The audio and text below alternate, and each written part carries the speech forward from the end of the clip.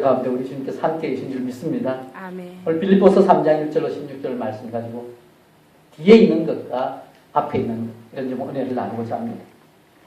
오늘 우리는 한 해를 마무리하는 송년주의를 보내고 있습니다.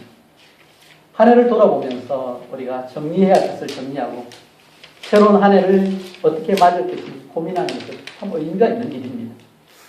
오늘 사도 바울은 자신의 삶 가운데 뒤에 있는 것은 잊어버리고 앞에 있는 것을 잡으려고 달려가는 모습을 통해서 바른 신앙의 경주의 본을 보여줍니다. 우리도 하나님의 마지막에 뒤에 있는 것은 잊어버리고 앞에 있는 것을 잡으려고 달려가기를 소원합니다. 먼저 바울은 빌립보 성도들에게 이 거짓 교훈에 대해서 경계하면서 자신과 같이 오직 복음을 위하여 살 것을 명령합니다.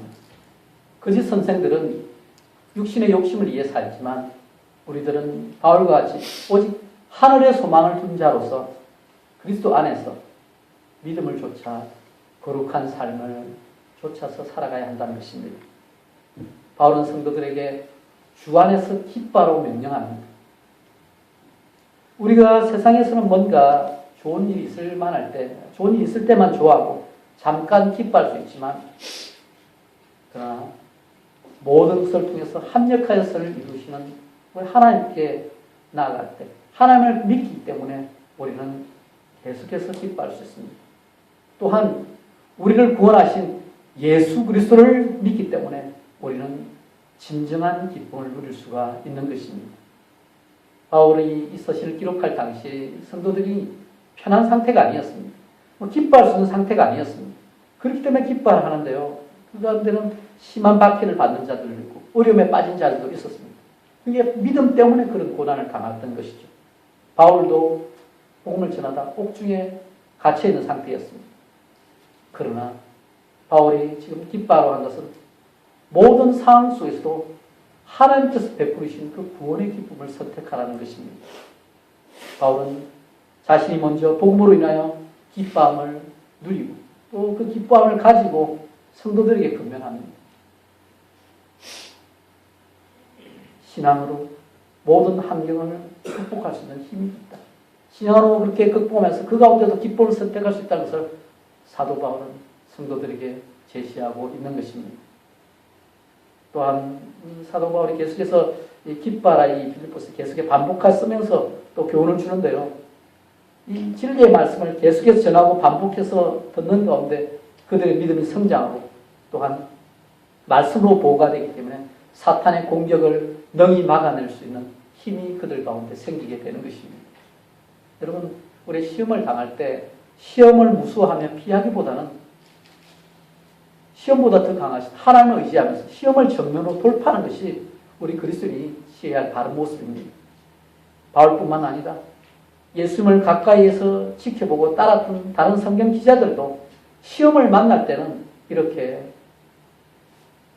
시험을 제대로 부딪혀서 이겨내라고 권면합니다. 야고보서 1장 2절에 보시면요, 이런 말씀을 합니다. 내 형제들아, 너희가 여러 가지 시험을 만나거든 온전히 기쁘게 여기라. 같은 말이죠. 주 안에서 기뻐하라. 시험을 만나면 온전히 기쁘게 여기라. 같은 말입니다. 또한 베드로전서 4장 12절 13절에도 베드로 사도도 이렇게 권면합니다.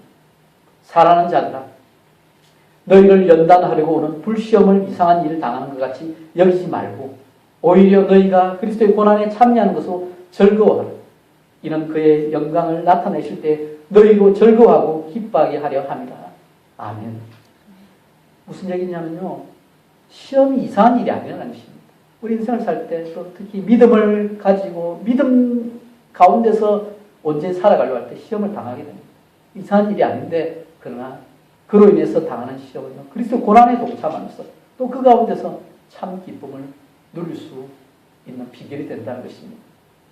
사랑하는 여러분, 우리도 주 안에서 모든 상황 가운데 하나님의 섭리와 계획을 믿고 하나님께서 예비하신 참 기쁨을 선택하기 원합니다. 우리 주님을 믿는 가정 중에 어려움도 있고 또 고난도 있지만 그러나 이 모든 시험을 통과해서 더욱 굳건한 믿음을 소유하게 되시는 모든 분들 되시길 축복합니다. 아멘. 이어서 바울은요, 복음을 대적하는 유대주의자들 경계하면서 삼가라는 동사를 3번이나 반복하면서 강력하게 경고합니다. 2절 말씀 한번 보실까요? 오늘 말씀 2절 말씀에 보시면 이렇게 얘기하죠. 같이 2절 말씀 읽습니다. 죄들을 삼가고 행악하는 자들 삼가고 몸을 상해한 일을 삼가라. 여기 보시면 이 개가 나오는데 상당히 좀 강력한 표현이죠. 개는 유대인들에게 대표적으로 부정한 짐승이었습니다. 오늘날 지금 애완개를 키우는 게 아니라 그냥 떠돌이, 그냥 병균도 옮겨다니는 그런 개들을 말합니다. 성경에서는 이 개를 비유로 들어서 표현할 때 보통 우상 숭배자나 이방인들을 가리킬 때 이 개라는 표현을 썼습니다. 그런데 여기서는 그리스도의 복음을 대적하는 자, 특히 초대교회 교회마다 유대주의자들이 복음을 왜곡시킨 그 사실을 가리키는 것입니다. 당시 유대주의자들은 예수의 복음을 믿어도 구원을 받으려면 할례를 받아야 한다고 주장했습니다. 그러니까 이전의 율법 그대로 지키고 그 가운데 예수 믿으라는 것입니다. 이는 예수 그리스도의 십자가 구속이 구원을 받는 데 있어서 불충분하다는 이단 사상이었습니다. 그래서 바울은 그러한 자들의 거짓 교훈에 성도들이 미혹되지 않도록 계속해서 경계의 말을 전한 것입니다. 바울에게 있어서 진정한 할례는 겉으로 드러나는 육체의 할례가 아닙니다. 하나님의 성령으로 봉사하면서 그리스도 예수를 자랑하고 육체를 신뢰하지 않고 오직 예수님을 마음에 품고 살아가는 자들이 진정한 할례 받은 자라는 것입니다. 물론 할례가 하나님의 언약 백성으로서 구약에서는 그 언약 백성의 징표였죠.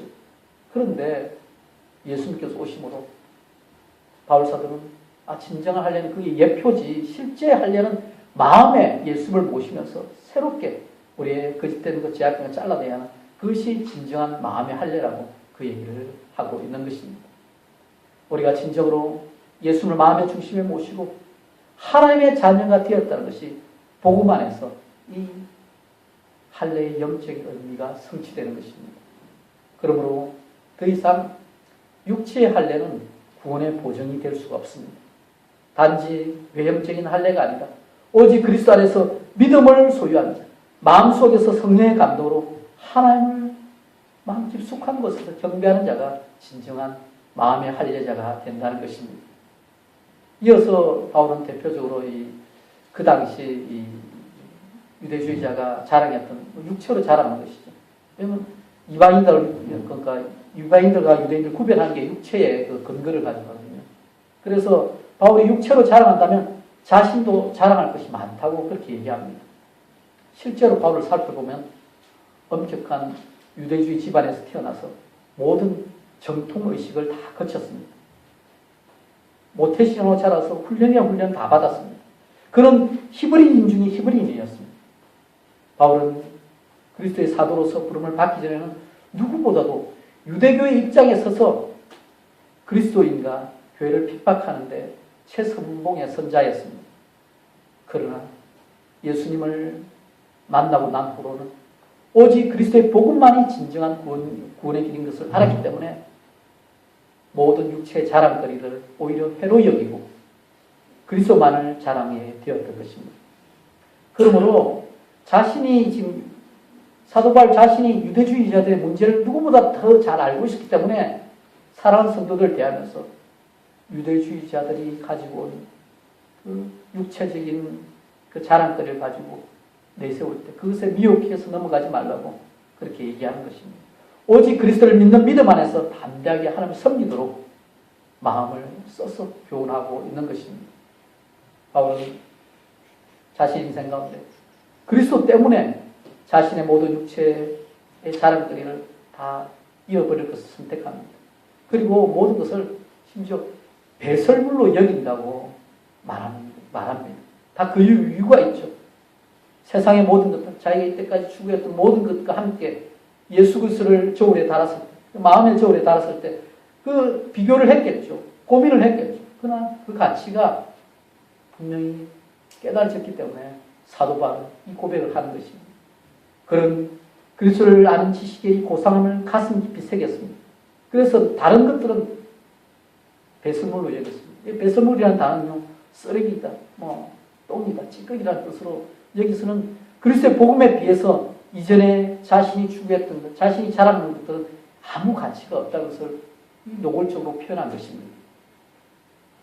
사도 바울은 자신이 이전의 모습에서 벗어나 오직 그리스도 안에서 새롭게 발견되기를 지극히 사모했던 자입니다. 바울은 율법을 지킴으로 자신이 힘을 다해서 얻는 그런 인간적인 의를 포기하고 그리스도를 믿음으로 그 가운데 은혜로 얻게 되는 그 의를 지금 소유하게 된 것입니다. 그래서 은혜로 사로잡힌 자가 바로 사도 바울입니다. 우리 사람이 어렵게 되는 것은요, 인간의 어떠한 공로나 노력에 의한 것이 아닙니다. 오직 그리스도 안에서 하나님께서 주시는 구원의 은혜로 말미암게 되는 것입니다. 이것이 우리가 한 해를 마무리하며 또 마음에 새게 하는 것이죠. 바울은 자신의 육체를 항상 죽임으로써 그리스도의 부활에 이르려 한다고 다짐합니다. 이게 무슨 말이냐? 지금 바울은 고난 가운데서 또 그리스도 안에서 십자가의 죽음을 통과하는 길을 선택하는 것입니다. 예수께서 십자가 죽음을 통과해 부활에 이른 것처럼 그 인생 가운데 죽을 고비를 넘기며 고난을 통해서 그 인생의 모습이 완전히 바뀌어버렸습니다. 그 가운데서 진정으로 주님을 새롭게 만나게 된 것입니다. 이어서 12절에서 14절에 사도 바울 자신의 믿음의 분투 과정, 믿음 가운데서 고민하면서 이렇게 달려온 그 과정, 지금도 여전히 그 과정 중에 있음을 고백합니다. 12절 말씀 한번 먼저 읽으실까요? 빌립보서 3장 12절 말씀, 우리 함께 말씀 읽겠습니다.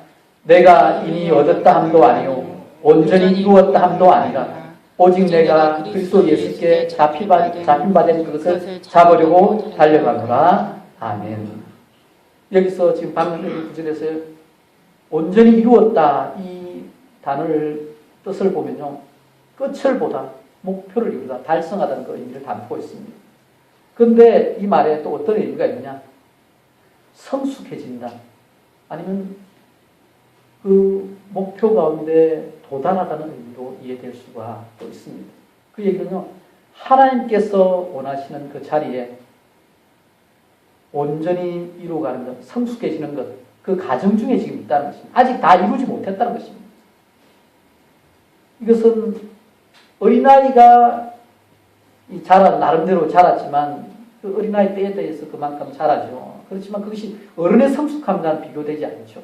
그것처럼 우리가 마찬가지로 하나님 앞에서 우리가 매 순간순간 우리의 나이만큼 우리가 또 할 수 있는 최선을 다해서 신앙적으로 성장하지만 그러나 온전히 이루는 데까지는 끊임없는 그 과정이 있는 것입니다. 바울은 자신이 아직 완전해졌다고 생각하지 않았습니다. 그리고 그렇게 생각하지만 그 가운데 이것이 그리스도 안에서 이미 구원받은 것을 의심하는 것도 아닙니다. 이미 얻은 구원을 간직할 뿐만 아니라 계속해서 구원의 완성을 향해서 달려가는 거룩해지는 과정, 성화의 과정을 설명하는 것입니다. 바울은 예수 믿고 나서도 언제나 하나님 앞에서 두렵고 떨리는 마음으로 이미 얻은 구원을 새롭게 성취하기 위해서 달려가기 원했던 것입니다. 그리고 달랑박질을 했습니다. 그런데 그 길이 결코 평탄한 길이 아니었죠. 넓은 길이 아니었습니다. 힘들고 어려운 길, 좁은 길이었습니다. 예수님께서 말씀하신 것처럼 좁고 험난한 길을 사도 바울은 걸어갔습니다. 그러나 그 길이 바로 생명의 길이었습니다. 따라서 사도 바울이 고난 중에서도 그 생명의 길을 따라갔을 때 그 가운데 하나님을 만나고 예수님을 온전히 인격적으로 체험했기 때문에 그 길로 성도들을 초대하고 있는 것입니다. 우리들을 초대하고 있는 것입니다. 바울은 이 모습을 성도들이 싸워야 할 영적 싸움이라고 표현하고 있습니다. 우리가 언제나 나태하지 않고 그리스도 예수 안에서 하나님께 베푸신 그 은혜 가운데 우리가 그 부르심을 쫓아 살아갈 때는요, 싸움이 일어납니다.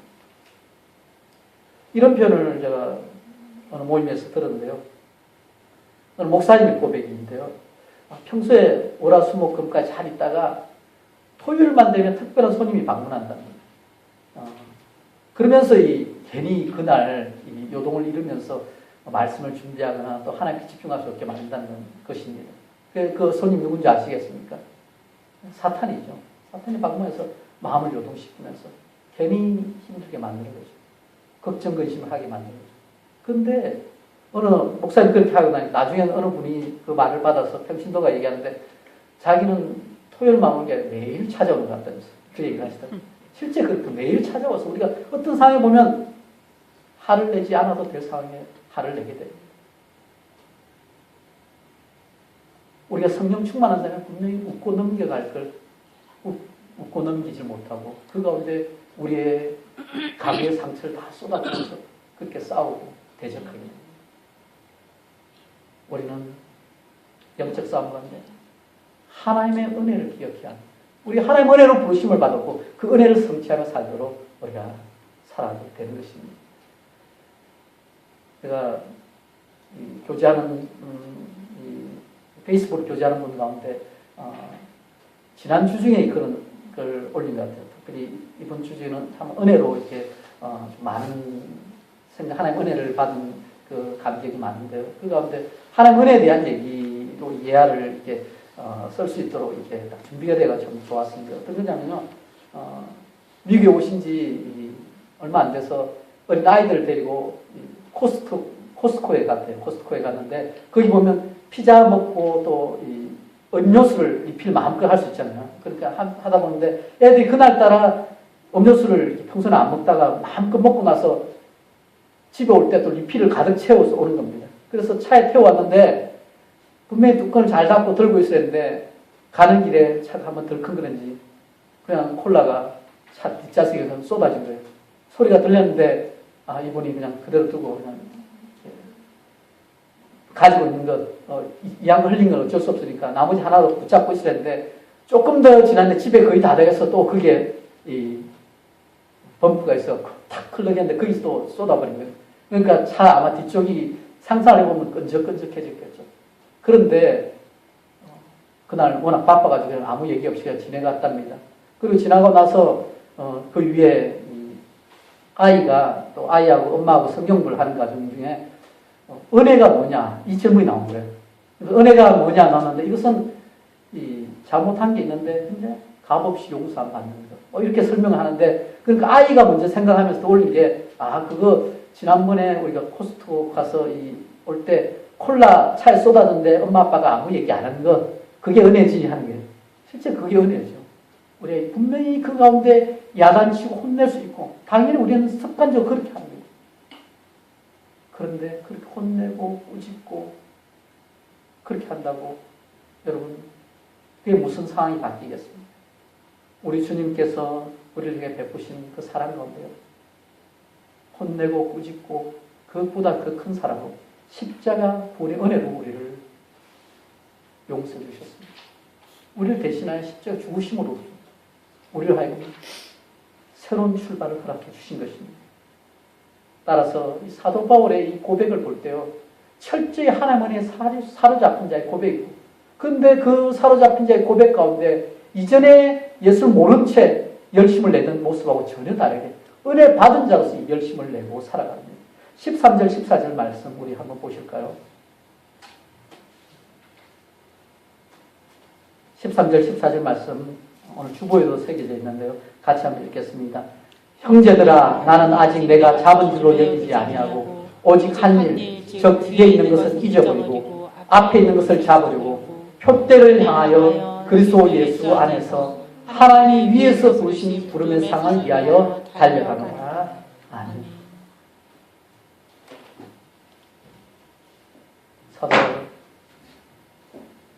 뒤에 있는 것과 앞에 있는 것을 구분을 하여서 뒤에 있는 것은 잊어버리고 앞에 있는 것을 잡으려고 달려간다고 말합니다. 여러분, 그럼 우리가 뒤에 있는 것으로 취급해야 할 것이 어떤 것이 있을까요? 한 해를 마무리하면서 버려야 할 것, 잊어버려야 할 것이 어떤 것이 있을까요? 우리가 버려야 할 것으로 생각해 볼 수 있는 것은요, 죄입니다. 하나님께서 싫어하는 죄는 버려야 할 것입니다. 교만은 우리가 제거해야 할 것입니다. 인간적인 자랑이나 인간적 열심으로 이 세상 방식으로 추구하는 것은 버려야 할 것입니다. 사도 바울이 예수를 만나기 전에 철저히 인간의 열심으로 그렇게 하나님을 섬기려고 했습니다. 바울의 바울의 인생 가운데 이전에 하나님을 안다고 실제 양심대로 산다고 했지만 그러나 열심히 행하고 추구했던 일들이 오히려 예수 그리스도를 대적하는 일이 되었습니다. 그러나 가게 소중히 여겼던 것, 예수를 만난 후 다 배설물로 여겼듯이 우리는 복음과 상관없는 것은 우리가 뒤로 내버려야 하는 것입니다. 자, 그럼 우리가 잡아야 할 것, 앞에 있는 것은 어떤 것이 있을까요? 우리는 우리 주님을 붙잡아야 합니다. 우리 인간의 의의가 아니라 하나님의 은혜를 사모하며 하나님 앞에 더 가까이 나아가야 합니다. 각자 자기 십자가를 지고 예수님을 따라야 하는 것입니다. 우리가 하나님이 아닌 다른 것을 우리 삶의 기준으로 삼게 되면요, 늘 진리를 벗어나서 구부러지게 됩니다. 하나님께서 원하시는 신앙은 하나님 주신 말씀으로 온전히 곧바로 서는 것입니다. 바른 신앙의 모습은요, 하나님의 말씀이 기준이 되어야 합니다. 그런데 다른 것이 기준이 되고 다른 사람이 기준이 되고 세상 것이 기준이 되면 결국은 하나님의 진리로 기준을 보면 다 구부러져 있습니다. 보통 사람들은 어떻습니까? 잘 나가면 하나님을 찾지 않습니다. 또한 힘들면 힘들다고 하나님을 찾지 않습니다.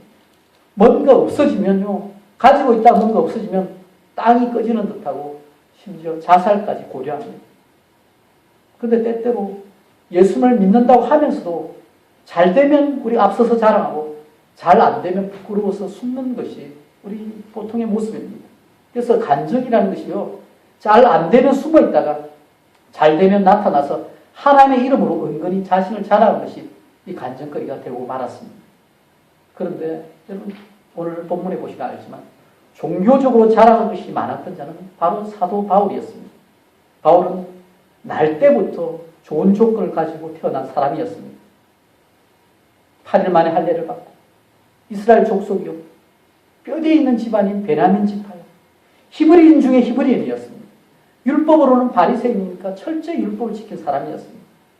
하지만 바울은 하나님을 안다는 그 열심으로 이전에 교회를 박해했습니다. 가마리엘 문화에서 열심히 수학하고 배우고 율법의 의로는 흠이 없다고 했지만 그는 예수 그리스도와는 상관없는 인생을 살았습니다. 결국 우리 신앙을 생각할 때요, 예수 그리스도의 관계 속에서 우리 신앙이 바로 세워져야 하는 것입니다. 예수 그리스도 안에서 우리가 받은 것과 예수 그리스도가 우리를 위해서 이루어 주신 것이 우리의 자랑거리, 우리의 신뢰거리가 되어야 하는 것입니다. 예수 그리스도 안에서 우리가 소속될 때, 예수님과 연합하여 나아갈 때 그 가운데 하나님께서 원하시는 그 삶의 열매가 맺히게 되는 것입니다.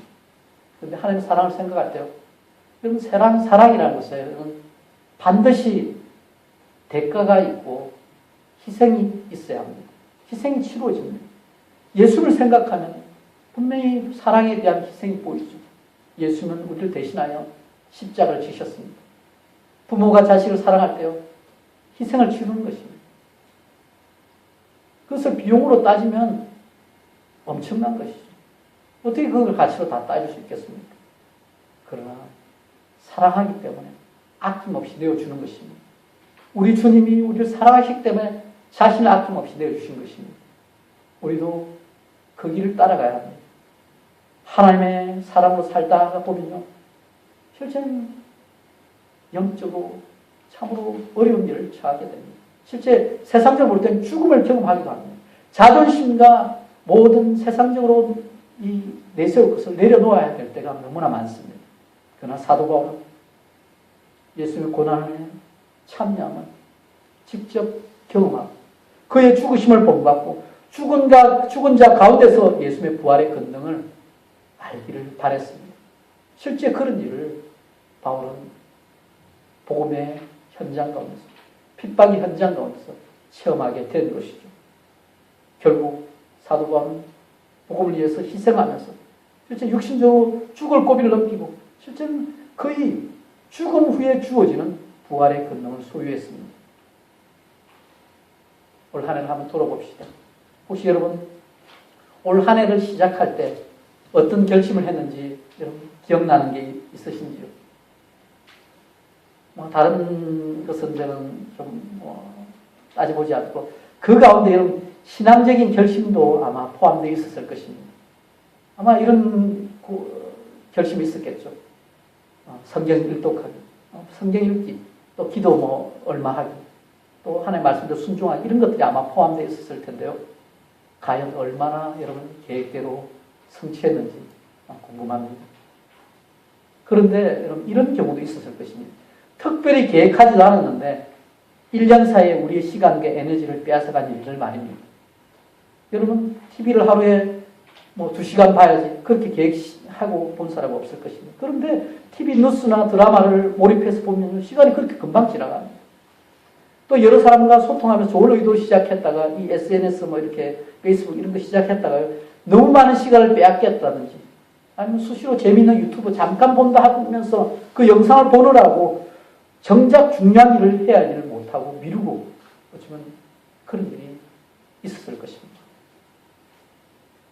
한 해를 마무리하면서 올 한 해 우리가 세상 일에 대한 관심과 열심을 가지고 하나님을 간절히 추구했으면 어땠을까 하는 그런 생각을 해봅니다.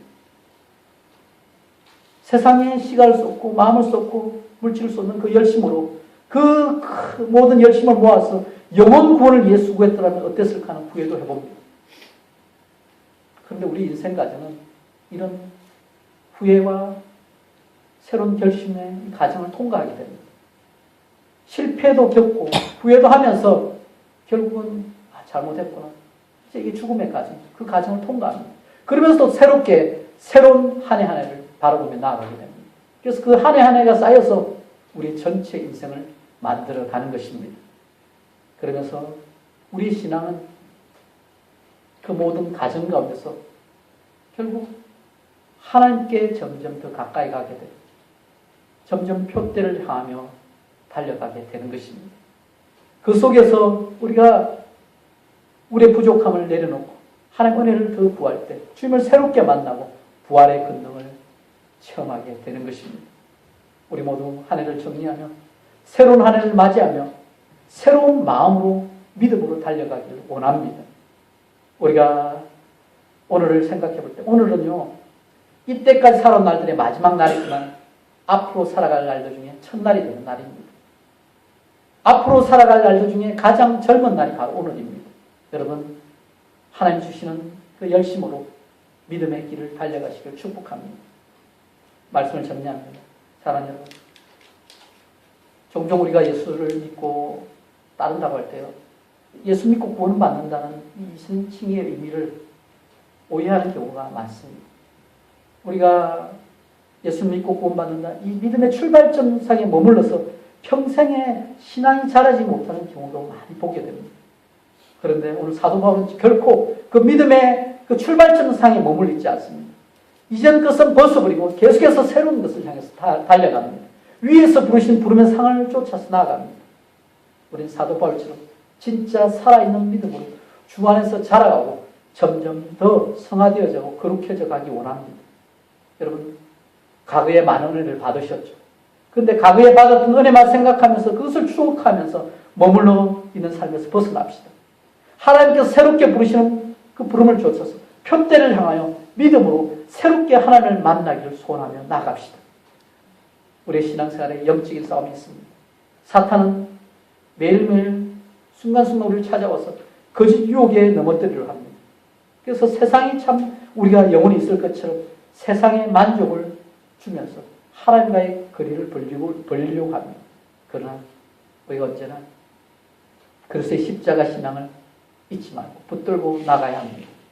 우리가 세상 욕심과 세상 방식을 버릴 때 결국은 하나님의 은혜 가운데 들어갈 수 있게 되고 사탄의 유혹을 물리치고 이 세상에서 승리할 수 있게 되는 것입니다. 바울처럼 표대를 향하여 그리스도 예수 안에서 하나님께서 위에서 부르신 부름의 상을 위하여 우리 모두 함께 달려가길 원합니다. 오늘도 그리스도의 고난, 우리를 위해 희생하신 그 십자가 고난을 기억하면서 그러나 십자가 고난이 끝이 아니죠. 십자가 후에 부활의 영광이 있습니다.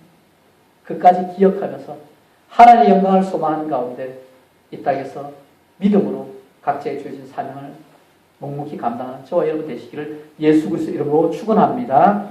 아멘. 아멘.